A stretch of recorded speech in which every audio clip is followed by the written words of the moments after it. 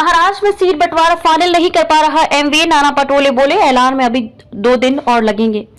महाविकास आघाड़ी यानी कि एमवीए की सीट बंटवारे के फाइनल होने में अभी 2 दिन और लगने वाले हैं। गुरुवार को कांग्रेस के प्रदेशाध्यक्ष नाना पटोले ने कहा कि महाविकास आघाड़ी की सीट बंटवारे पर चर्चा हो चुकी है। वंचित बहुजन आघाड़ी, समाजवादी पार्टी, सीपीआईएम जैसी सहयोगी पार्टियों से भी बातचीत हो चुकी है और आज वंचित से भी चर्चा हुई।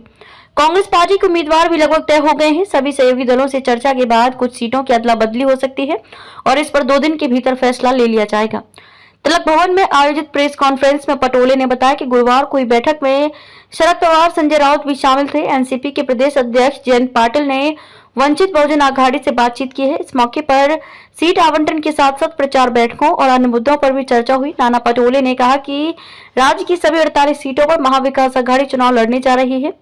पटोले ने आरोप लगाया कि राहुल गांधी ने मुंबई की सभा में अपने भाषण में बीजेपी के पीछे खड़ी आसुरी शक्ति का जिक्र किया था, लेकिन बीजेपी के पास कोई मुद्दा नहीं है, इसलिए उन्होंने शक्ति शब्द को तोड़ मरोड़ कर पेश किया है। जब मणिपुर और पूरे देश में महिलाओं पर अत्याचार हो रहा था तब बीजेपी और मोदी को नारी शक्ति की याद क्यों नहीं आई।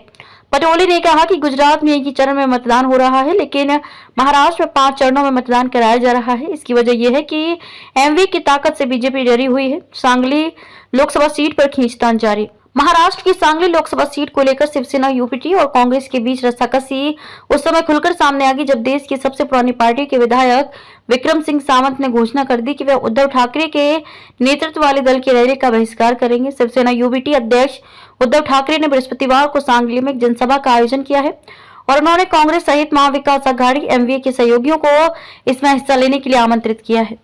शिवसेना यूबीटी ने संकेत दिया है कि वह पहलवान चंद्रहार पाटिल को सांगली में मैदान में उतारेगी, जबकि कांग्रेस की महाराष्ट्र इकाई के प्रमुख नाना पटोले ने इस सप्ताह की शुरुआत में कहा था कि उनकी पार्टी विशाल पाटिल को मैदान में उतारेगी। जाट निर्वाचन क्षेत्र से विधायक सावंत ने कहा कि सांगली सीट हमेशा कांग्रेस के पास रही है। हमारी राय है कि ये सीट कांग्रेस को मिलनी चाहिए और हमने इसे अपने वरिष्ठों को बता दिया है। क्योंकि शिवसेना यूबीटी ने एक तरफा अपना उम्मीदवार घोषित कर दिया है, इसलिए हम इस रैली में शामिल नहीं होंगे।